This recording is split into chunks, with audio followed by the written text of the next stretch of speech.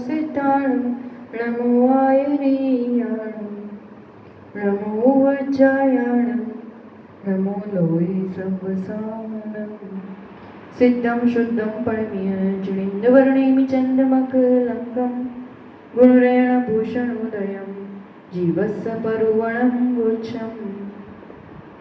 पंच परमेष्ठी भगवान की, तपस्वी सम्राट आचार्य सन्मति सागर जी महाराज की, आचार्य सुनील सागर जी गुरुदेव की जय, माता जी की जय, संत की जय। बहुत सारे बच्चे पिकनिक पर जाते हैं, वहाँ पर खेल कूद करके फिर भूख लगती है, सब अपना अपना टिफिन लेके गए होते हैं।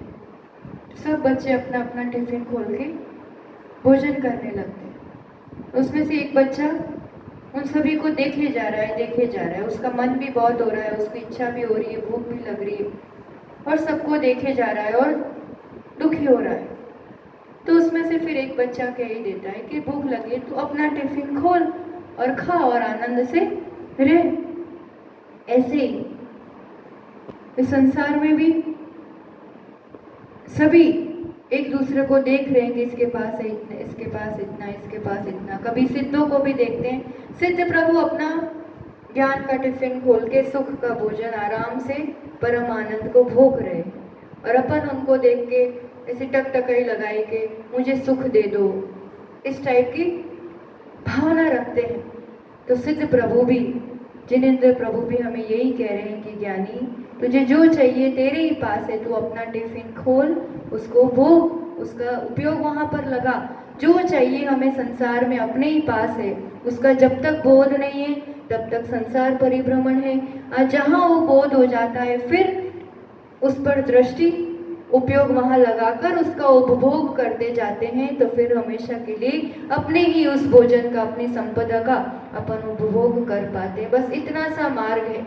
नीचे से ऊपर की ये जो चढ़ाई की अपन ने, सुख के लिए ही भटक रहा है इंसान, कोई भी जीव। और ये सुख की परिपूर्ण अवस्था का नाम सिद्ध अवस्था। ये जीव की अपनी अवस्था है। जहाँ तक बाहर भटक रहा था, बाहर दृष्टि थी, वो बहिरात्मा रहा।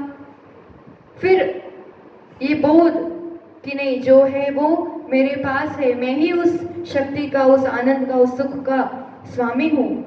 और फिर उस तरफ दृष्टि जाते जाते एक एक कदम पर, एक एक मोहनीय कर्म को जीतते हुए, ऊपर चढ़ते हुए, फिर वो हमेशा हमेशा के लिए जो अंतर आत्मा में भी अविरत सम्यक दृष्टि, फिर देशव्रति, फिर मुनिराज, ये सब जगन्य से मध्यम से फिर शपक आदि श्रेणी चढ़ के उत्कृष्ट अंतरात्मा हुआ। और यही अंतरात्मा फिर जो 13वें 14वें गुण स्थान में पहुंच जाता है तो वो सकल परमात्मा, और फिर सिद्ध हो जाता है तो शरीर रहित निकल परमात्मा। ये आत्मा की ही अवस्थाएं हैं जो एक के बाद एक इस रूप से प्रमोशन इसी क्रम से होता है। आज तक जितने हुए इसी रूप से हुए हैं और जो होंगे इसी रूप से, इसी क्रम से, इसी गुणस्थानों के ऊपर चढ़ते हुए होंगे। बस बात इतनी सी है कि अपन अपना नंबर कब लगाते हैं। तो इसमें अब पूरा समेटते हुए उन गुणस्थानों को, विषयों को, तो यहाँ अपन ने शुरुआत की थी कि मोह और योग के निमित्त से जो गुणों प्रकट होते जाते हैं, क्योंकि मिथ्यात्व अवस्था यानी एक भी गुण प्रकट नहीं है। थोड़ा थोड़ा सा है सुख, थोड़ा थोड़ा सा ज्ञान, थोड़ा थोड़ा सा दर्शन, पर श्रद्धा गुण तो पूर्ण रूप से ढका हुआ था। तो अब वहां से अनादि से ये जीव यात्रा करते हुए रहता है। और फिर कौन सा कर्म कहाँ तक पाया जाता है, इसका एक समरी रूप अपन कर लेते हैं। गुणस्थानों में मोहनीय कर्म का कहाँ कैसे पाया जाता है, उसका उदय।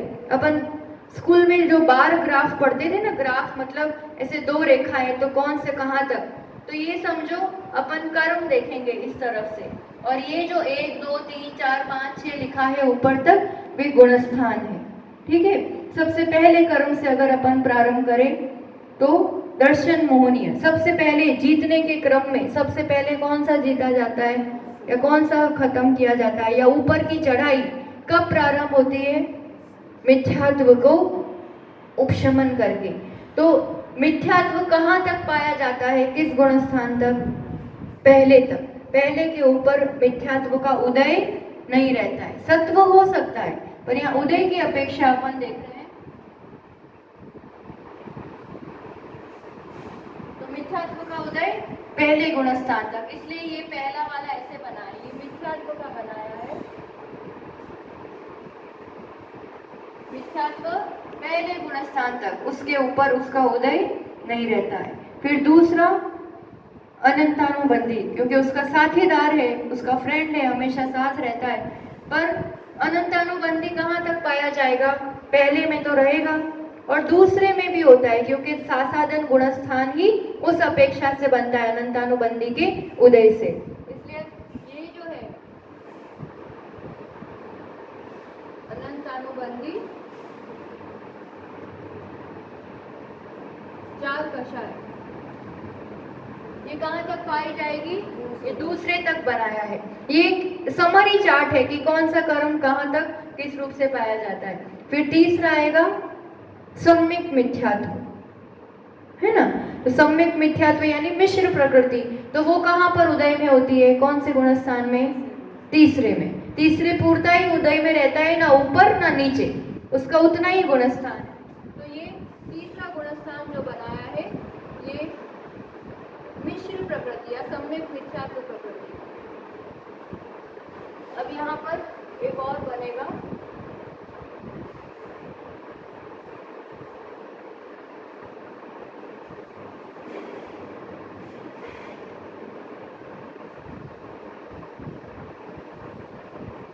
दर्शन मोहनियों को पहले देख रहे हैं अपन।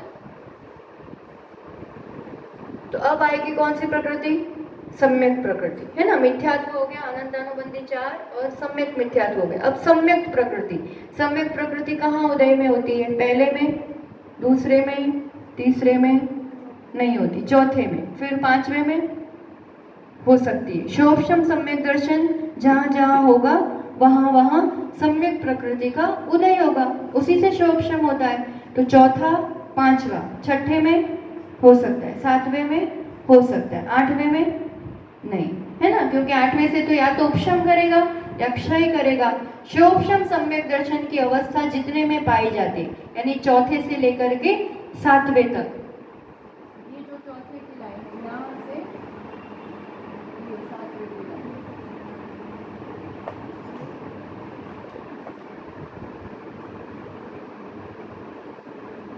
चौथे से सातवें तक सम्यक प्रकृति, ठीक है, चौथे से सातवें तक। अब आएगी बारी चारित्र मोहनीय की। चारित्र मोहनीय में अनंतानुबंधी तो देख लिया। अब संयम की अपेक्षा अप्रत्याख्यानावरण आएगा सबसे पहले, ठीक। अप्रत्याख्यानावरण कहाँ तक उदय में होता है या कहाँ कहाँ उदय में होता है? पहले से देखो, पहले में होता है, दूसरे में, तीसरे में, चौथे में। चौथे में होगा उदय? नहीं होगा, तो फिर संयम हो जाएगा ना। चौथा गुणस्थान अविरत सम्यक दृष्टि, यानी वहां तो असंयम है अभी। अप्रत्याख्यान जहां तक है, कहां तक? जहां तक असंयम है, यानी 1 से लेकर के 4 में तो उदय में रहेगा, तो 5, हाँ 4 तक, ठीक है।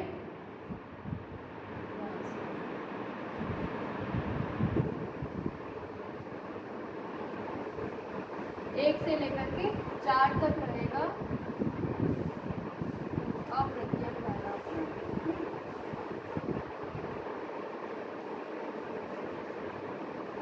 क्योंकि फिर देश संयम आएगा तो वो उसका उदय का अभाव होगा, उसका शोभशम करेंगे तब देश संयम होगा। अब प्रत्याख्यानावरण, ये चारों कषाय, प्रत्याख्यानावरण 5 तक, है ना। फिर देश संयम होता है, उसके बाद वो उसका उदय का उसका अनुदय होता है, तब सकल संयम आता है, तो 5वें तक रहेगा प्रत्याख्यान।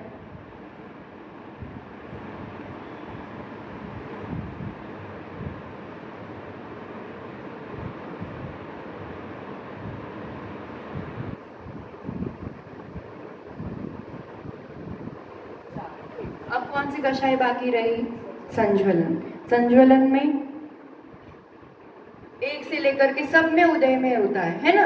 यहाँ सब जगह उदय में है, छठे में भी रहेगा, सातवें में भी रहेगा, या तीव्र उदय, सातवें में मंद उदय, फिर आठवें में, नौवें में, आठवें नौवें में उदय तो रहेगा, अभी क्षय नहीं किया है। क्षय कहाँ होता है, उपशम या क्षय? नौवें में, हाँ 3 का, और लोभ का उदय रहता है 10वें तक। और यानी यहाँ पर संजुलन क्रोध मान माया 3, ठीक, और उसके साथ 3 वेद, नपुंसक, स्त्री और पुरुष वेद। ये जो है ना संजुलन क्रोध मान माया प्लस 3 वेद, ये होते हैं 9वें गुण स्थान तक। अब रहा संज्वलन लोभ। संज्वलन लोभ कहाँ तक होता है? 10वें तक। 10वें एंड हो गया, अब उसके बाद मोहनिया का उदय नहीं रहने वाला। 10वें तक आएगा संज्वलन लोभ। और अब कौन सी बाकी रही चारित्र मोहनिया में? हास्य आदि, हास्य रति, रति ये बाकी रहा ना, तो ये कहाँ तक रहती है? 8वें गुण स्थान तक। उसका उदय रहता है 8वें तक, उसके बाद नहीं रहता है, ठीक।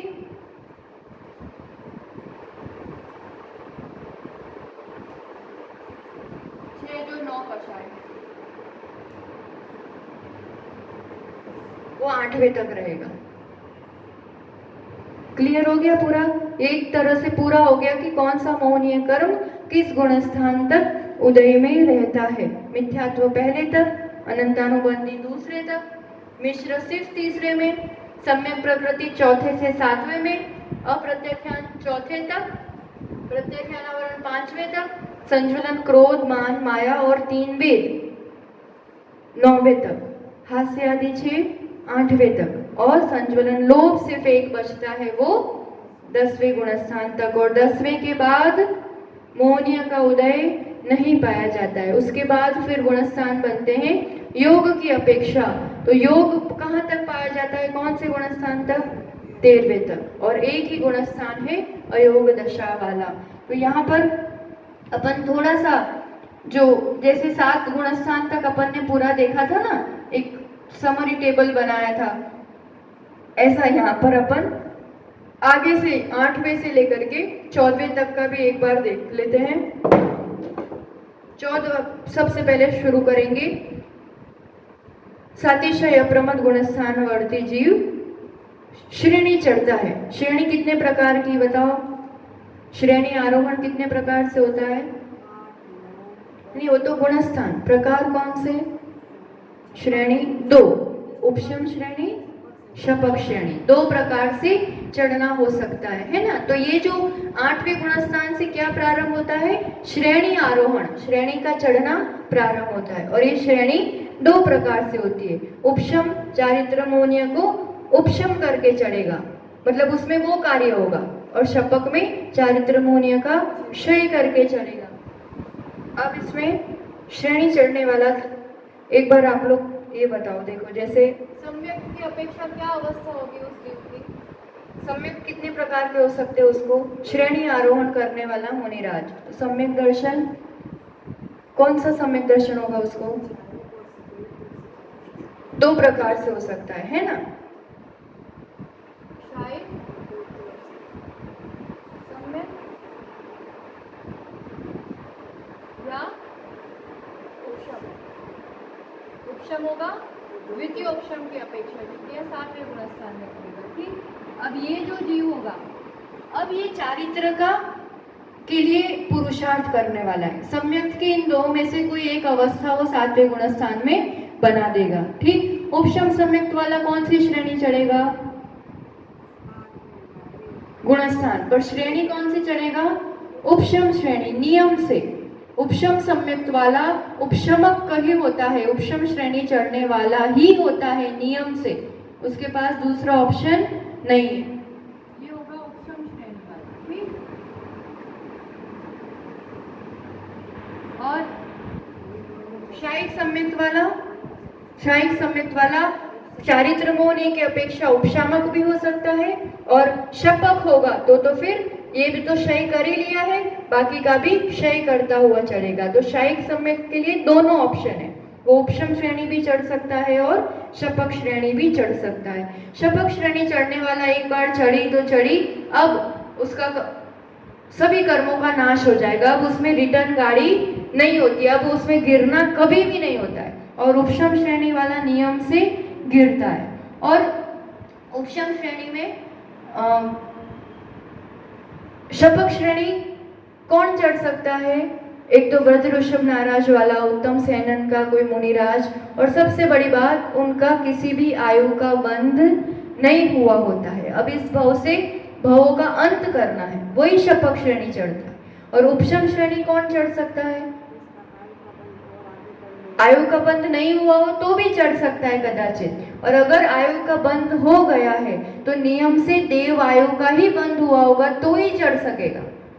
बाकी 3 आयु का बंध होगा तो उपशम श्रेणी नहीं चढ़ सकता, क्योंकि उपशम श्रेणी से गिरने पर जीव देव आयु में ही जाता है। तो ये कुछ कंडीशंस हो गई कि कौन चढ़ सकता है। ठीक, 3 हीन सेनन वाले भी उपशम श्रेणी नहीं चढ़ सकते हैं, उसके लिए भी ऊपर के 3 सेनन चाहिए। ये कुछ बातें हो गई। और अब इसमें 8वें गुणस्थान का अपन थोड़ा सा रिवाइज करें तो अपन ने टेबल बनाया था, गुणस्थान का नाम, फिर उसकी परिभाषा लिखी थी, है ना, फिर उसमें कौन से गुण प्रकट होते हैं, क्या विशेषता होती है कर्मों की अपेक्षा, और स्वामी, संख्या, काल, ये सब लिखा था।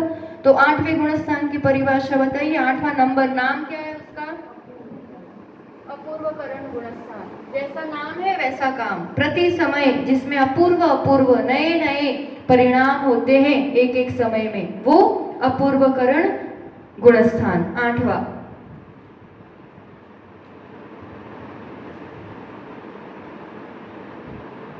ठीक है, अब उसमें नवीन नवीन परिणाम होते हैं, उसमें कौन सा भाव या कौन सा गुण प्रकट है? अभी आप ये जीव क्या कहलाएगा? या तो उपशामक या क्षपक, ठीक है ना। और गुण कौन सा प्रकट हुआ है? तो सम्यक दर्शन या तो उपशम होगा या क्षय होगा, और चारित्र की अपेक्षा भी या तो उपशम होगा या क्षय होगा।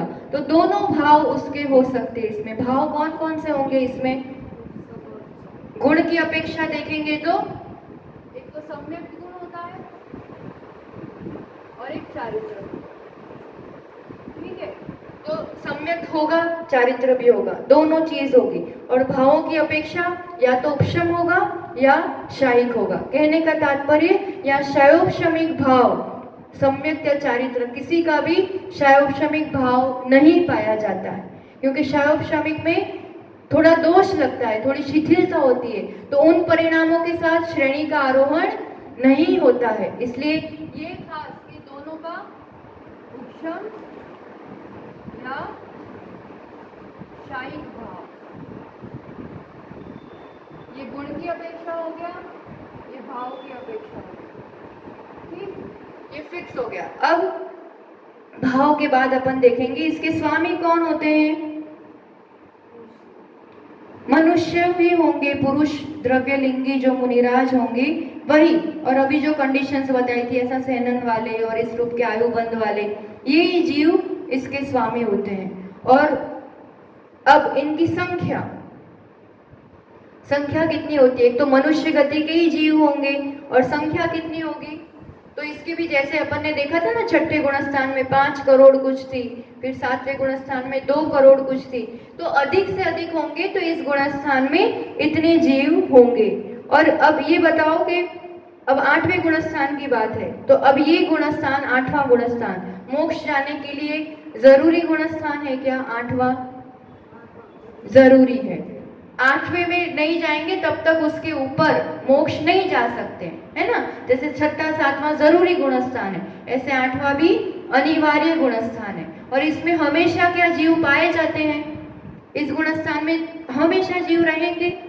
नहीं रहेंगे, जरूरी नहीं है। कहने का मतलब यहाँ पर कदाचित 6 महीने का गैप हो सकता है कि कोई भी जीव अभी ढाई दीप में एक भी मुनिराज इस गुणस्थान में नहीं हो, ऐसा भी कोई समय हो सकता है। इसमें हमेशा जीव हो ही, क्योंकि इसका छोटा सा काल है और इसमें कोई जीव अभी हो ही ऐसा इतना कोई खास जरूरी नहीं है, पर इसको मोक्ष के लिए अनिवार्य गुणस्थान है।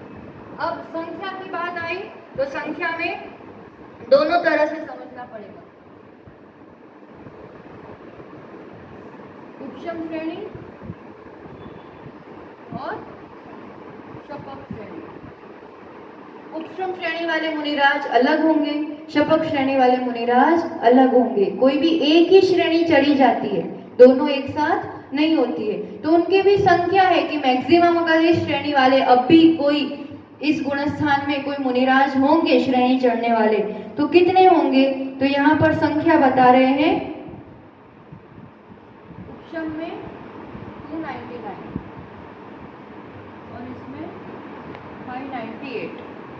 उपशम श्रेणी करने वाले 299 और शपक श्रेणी वाले 598। ये 8वें गुणस्थान की अपेक्षा बात चल रही है, ठीक, अपूर्वकरण में। अब ये संख्या हो गई। अब इसका काल समय कितना होता है, अंतर्मूर्त अपन ने देखा था, है ना, फिक्स होता है ये अंतर्मूर्त, जिसको भी जितना भी होगा इतना, जगन्य होगा फिर उत्कृष्ट होगा ऐसा नहीं, फिक्स अंतर्मूर्त। इसका काल जो छोटा अंतर्मूर्त 7वें से छोटा और 9वें से बड़ा ऐसा वाला फिक्स अंतर्मूर्त काल होता है इसका, ठीक, काल कितना अंतर्मूर्त। अब इसके आगे विशुद्धि बढ़ते बढ़ते अब अपन 9वें गुणस्थान में आएंगे। 9वां गुणस्थान यानी अनिवृत्तिकरण। डेफिनेशन, अनिवृत्तिकरण, जिसके परिणामों में भेद नहीं पाया जाता है। हमेशा कभी भी कहीं भी कोई भी मुनिराज अगर उसके पहले समय में होंगे तो वही परिणाम होंगे, दूसरे में होंगे तो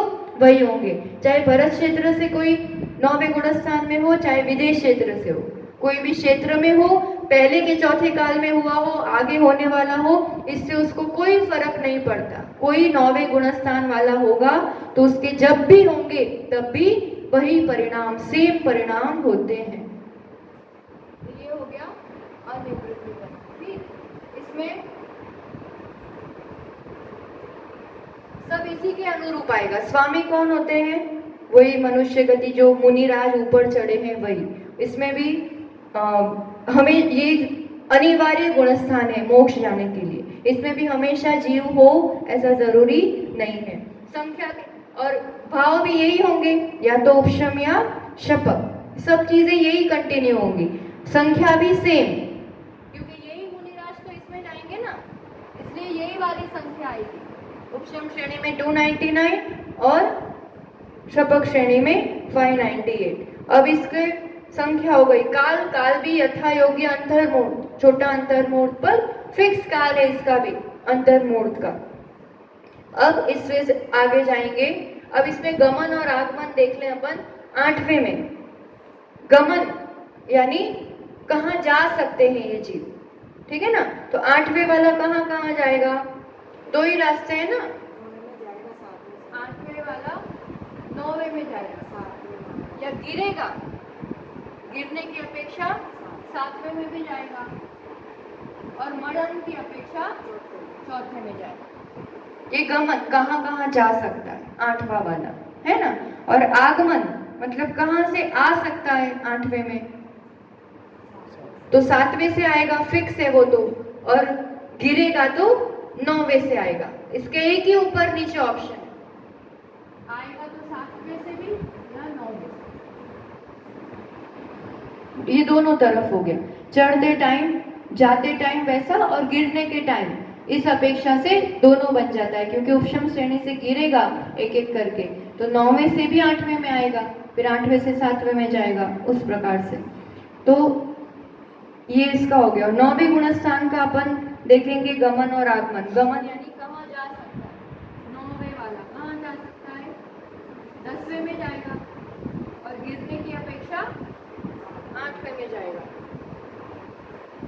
और मरण की अपेक्षा 4थे में जाएगा। उपशम श्रेणी वाला है और मरण करेगा तो, शपक श्रेणी वाला तो मरण करेगा ही नहीं, है ना।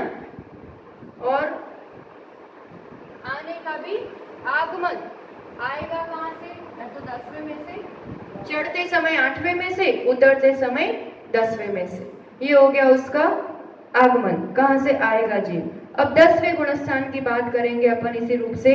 10वां गुणस्थान यानी सूक्ष्म सांप्राय। अब बस सूक्ष्म लोभ बचा है, उतना ही वेदन कर रहा है ये जीव, और उसमें भाव कौन से होंगे तो यही वाला चलेगा अभी भी, उपशम भाव या शायिक भाव। सम्यक और चारित्र दोनों की अपेक्षा सेम चलेगा।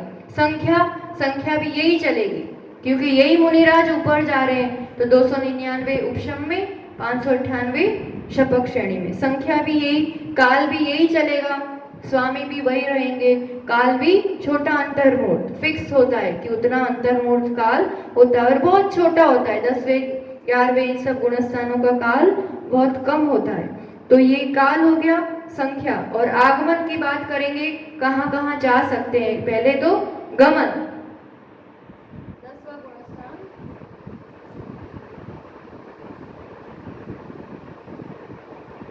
ये सब चीजें सेम रहेगी, ठीक। अब गमन आगमन की बात करें, अब यहाँ से मेन चीज जाएगा कहाँ कहाँ 10वें से। हाँ, दो रास्ते हैं, 11वें में जाएगा उपशम वाला और 12वें में जाएगा शपक वाला। तो ये जाते टाइम 11 और 12, और गिरते टाइम 10वें से 9वें में भी जाएगा, और मरण की अपेक्षा चौथे में। ये हो गया गमन। अब आगमन, 10वें में आ कहाँ से सकता है वो जीव, 10वें में कहाँ से आएगा, तो 9वें से चढ़ते टाइम और 11 से उतरते टाइम।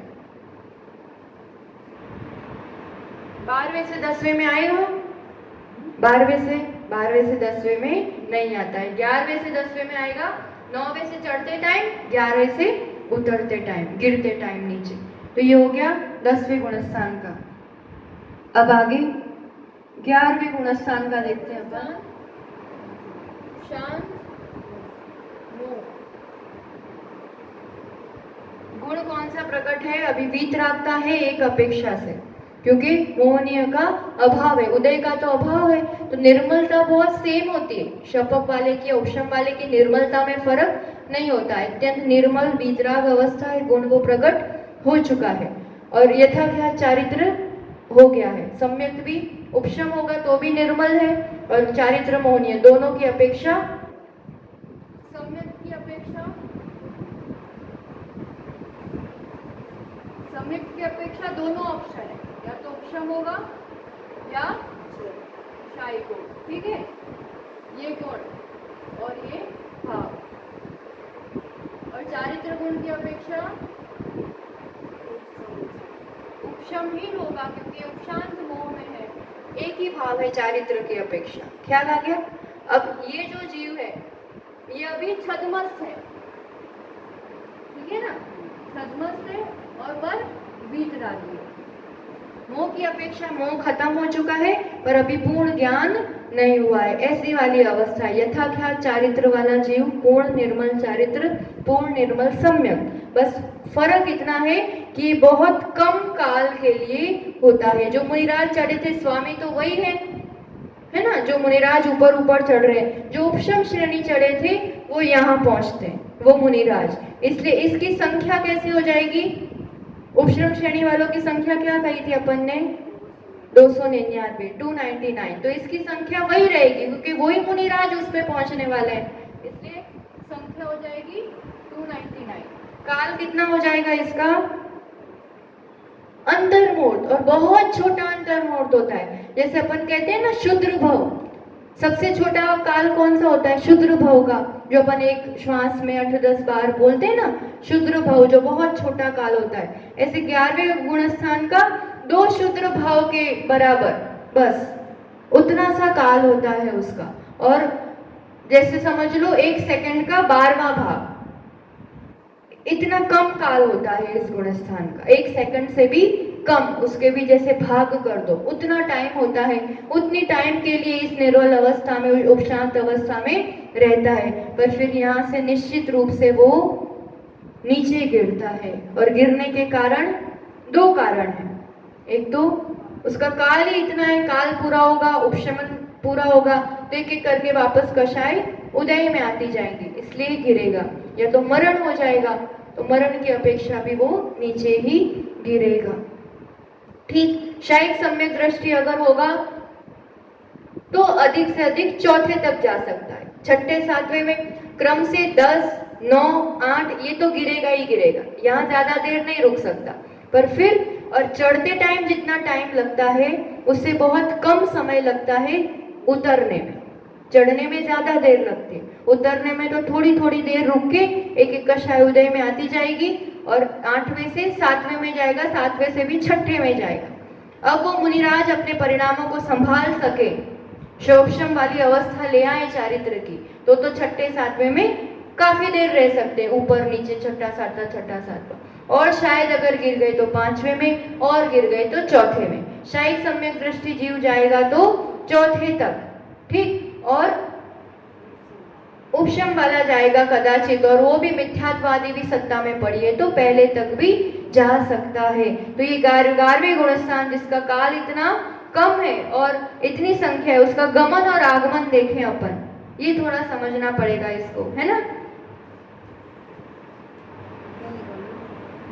गमन यानी कहाँ जा सकता है, ठीक। अब ऊपर कहाँ जा सकता है ये जीव, ऊपर कहाँ जा सकता है, ऊपर तो जाएगा ही नहीं, नीचे ही जाएगा। तो डायरेक्ट कहाँ जाएगा, या तो 10वें में या चौथे। ये सब अभी जो बात की 9वें तक, 10वें, ये तो एक के बाद एक जाएगा ना। या गमन अपन जो बात कर रहे हैं वो डायरेक्ट कहाँ जा सकता है, तो 11वें से तो 10वें में ही जाएगा, फिर नीचे नीचे नीचे उतरता जाएगा एक एक करके, ठीक। और अगर मरण की अपेक्षा चौथे में सीधा। और आगमन वहां आता कहाँ से है, 11वें में, 10वें से, एक ही ऑप्शन है, 10वें से ही आएगा, तो 10वें गुणस्थान से आता है और 11वें से वापस 10वें में जाता है। ये 11वें गुणस्थान की यहाँ पर रूपरेखा हो गई। उपशांत मोह, और उपशांत मोह ये अनिवार्य गुणस्थान नहीं है कि इस गुणस्थान में जाना ही पड़ेगा मोक्ष के लिए। ये गुणस्थान में कभी नहीं भी जाओ तो भी मोक्ष जा सकते, ये कोई मोक्ष के लिए अनिवार्य गुणस्थान नहीं है। और इसमें क्या हमेशा जीव पाए जाते हैं, तो कोई जरूरी नहीं है कि इसमें हमेशा जीव हो। अब आया 12वां गुणस्थान, जहां जाना बहुत जरूरी है, यहाँ तो पहुंचना ही पड़ेगा, है ना। तो 12वां गुणस्थान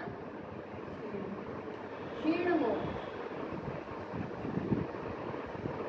यहाँ बताओ गुण, कौन सा गुण प्रकट हो गया अब यहाँ पर, कौन कौन से, सम्यक की अपेक्षा और चारित्र की अपेक्षा शायिक ही होगा, यहाँ कोई और ऑप्शन नहीं है। पूर्ण क्षय हो गया मोह का, क्षीण मोह, तो सम्यक दर्शन कौन सा होगा, शायिक भाव, शायिक ही होगा यहाँ पर। और चारित्र भी कौन सा होगा, शायिक चारित्र, दोनों यथाख्याल चारित्र भी प्रकट और अत्यंत निर्मल अगाढ़ निर्मल सम्यक दर्शन भी प्रकट हो गया। यहाँ दोनों शायिक भाव ही होंगे। वही मुनिराज जो शपथ श्रेणी चढ़े थे वही यहाँ तक पहुंचते हैं। तो इसकी संख्या आप बताएंगे तो जो शपथ श्रेणी की संख्या 598, इसका काल भी अंतर्मूर्त है। इस काल में वो क्या करता है, अभी छद्मस्थ है, वितरागी है, और ये अब ज्ञानावरण, दर्शनावरण, अंतराय, इन 3 कर्मों का क्षय करता है इस काल में, इस गुणस्थान में, 12वें गुणस्थान में, ठीक। तो काल उसका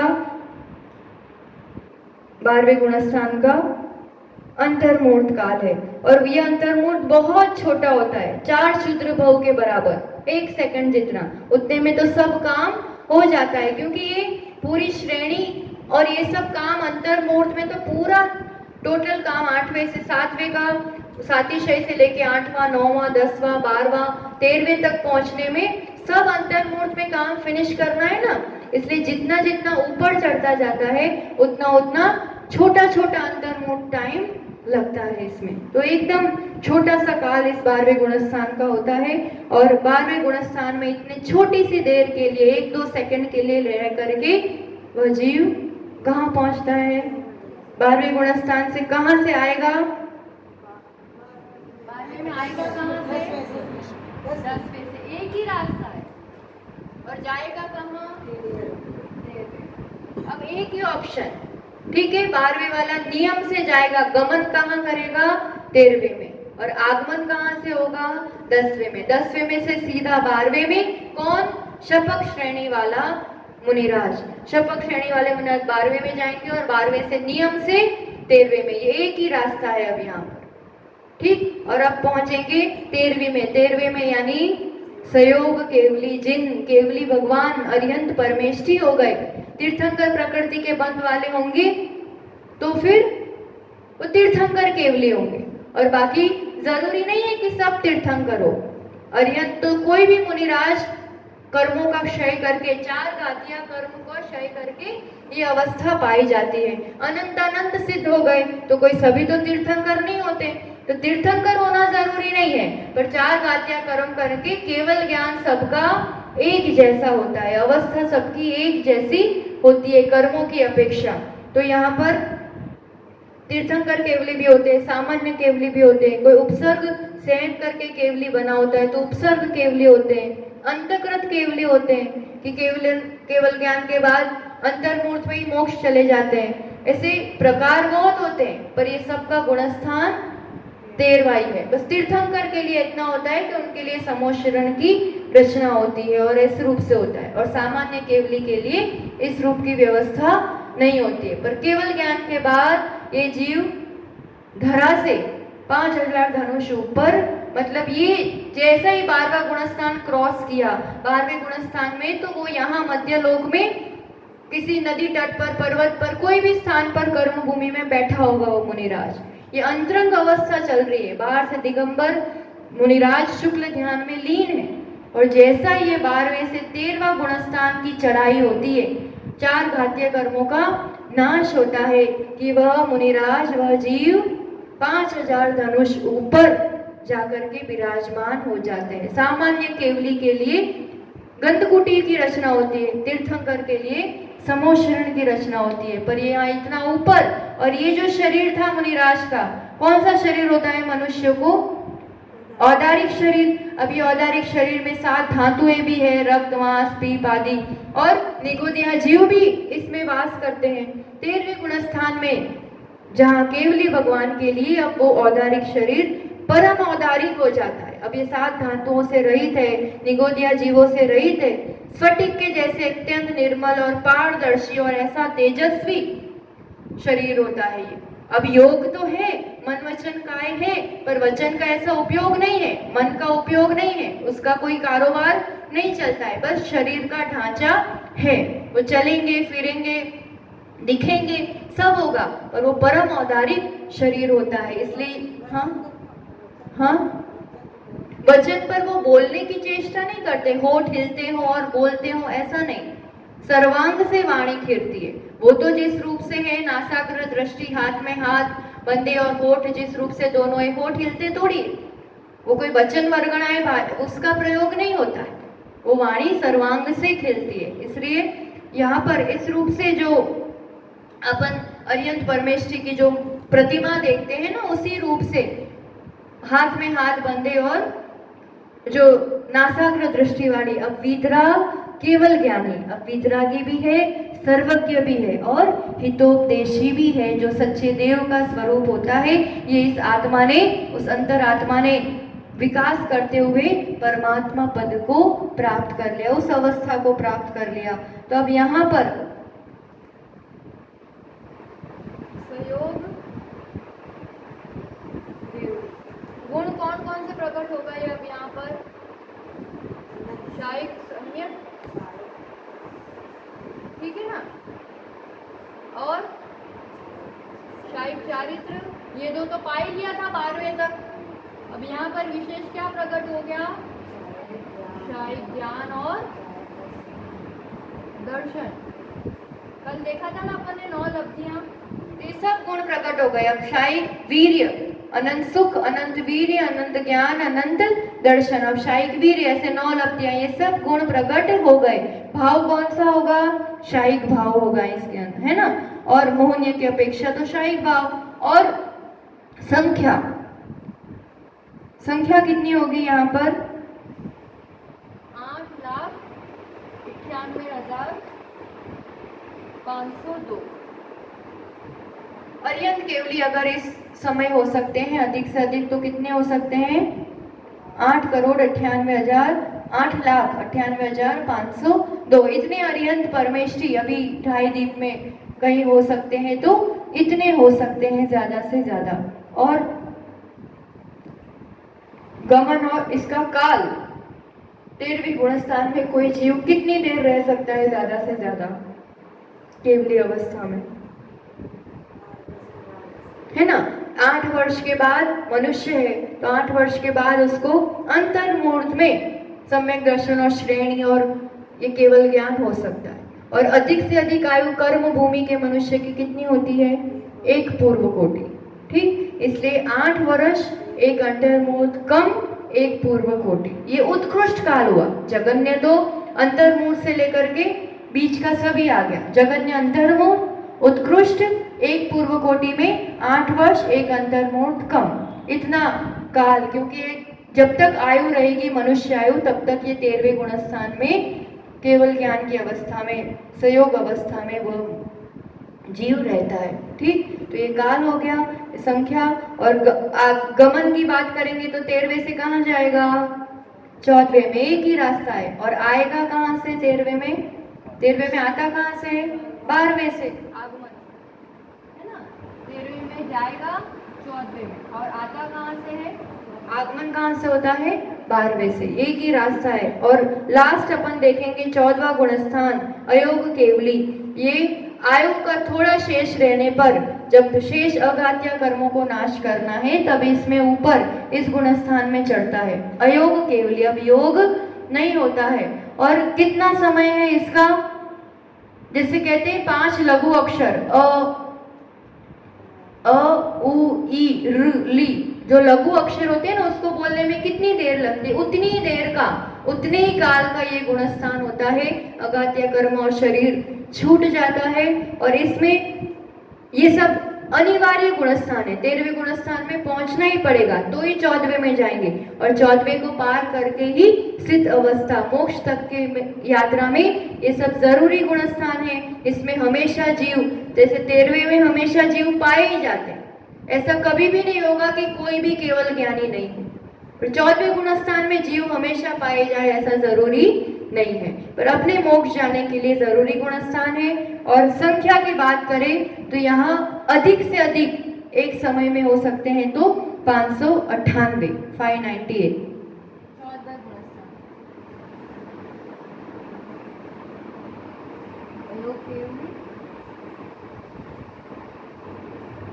और 598।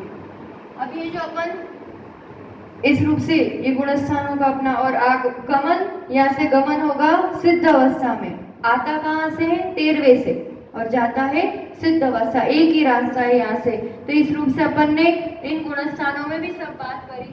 अब अपन जो कहते हैं ना 3 कम 9 करोड़ मुनिराज, ठीक, तो ये कैसे होते हैं? किस रूप से ये गणना होती है?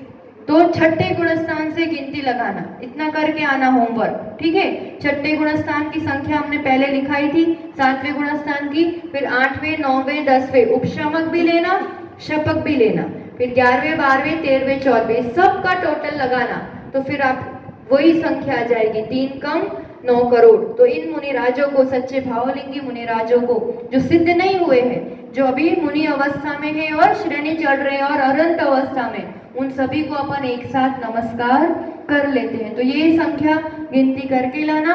और इस रूप से अपन ने ये गुणस्थान का विषय लगभग यहाँ पर हुआ। अंतिम गाथाओं में यहाँ पर सिद्धों का वर्णन करते हुए यह गुणस्थान अधिकार का अपन अंत करते हैं। गोमटसार जीवकांड में आचार्य नेमिचंद्र स्वामी ने 8 नंबर की गाथा से गुणस्थान अधिकार प्रारंभ किया था। अपन एक एक करके सभी गाथाओं को देखा और यहाँ 68-69 नंबर की गाथा से इस अधिकार का अंत कर रहे हैं। तो अपन लास्ट में कि 14 गुणस्थान से पार होकर के जो सिद्ध अवस्था पाई जाती है वो सिद्ध कैसे होते हैं, तो कह रहे हैं 8वीं कम्मवियला सीधी भूदा निरंजना निच्चा 8 गुणा किद किच्चा लोयक गणिवासिनो सिद्धा। 8वीं कम्म मुक्का, 8 कर्मों से जो रहित अवस्था है वो सिद्ध अवस्था। सीधी बुधा जो सुख स्वरूप है, अत्यंत शांत और सुख स्वरूप है। निरंजना, निरंजन है क्योंकि भाव आदि कर्म मल से रहित है। नित्या है, अब ये अवस्था नित्य रहती है, हमेशा रहती है। अब इसमें कोई भी परिवर्तन आता नहीं है, चाहे कितने ही काल बीत जाए। एक बार इस अवस्था को प्राप्त कर लिया तो नित्य ये अवस्था रहती है। 8 गुणा, 8 गुणों से, ऐसे तो अनंत गुण हो गए पर 8 कर्म की अपेक्षा 8 गुण बताए जाते हैं। तो 8 कर्म कौन कौन से, ये तो अपन ने देखा था। उसके बदले 8 गुण देखे थे ना अपन ने शुरू में कि कौन से गुण होते हैं। ये 8 गुण, फिर किच किच्चा, कृत कृत्य, सब करने योग्य कार्य कर लिया, अब कुछ भी करना शेष नहीं रहा है। और लोक लोक के अग्रभाग में जाकर के ये सिद्ध आत्मा, शुद्ध आत्मा कहाँ पर रहती है, कहाँ पहुंचती है? लोक के अग्रभाग में जाकर के स्थित हो जाती है, हमेशा हमेशा के लिए वहीं टॉप फ्लोर पर, है ना। इसलिए अपन भी मोहराज और जिनराज दोनों प्रकार का राज्य चलता है। मोहराज चलता है तब तक भटकना ही भटकना है, और एक बार जिनराज को पहचान लिया और जीतने की कला सीख ली, तभी एक एक करके कर्मों को किस क्रम से जीता जाता है, किस क्रम से गुणस्थानों में ऊपर चढ़ा जाता है।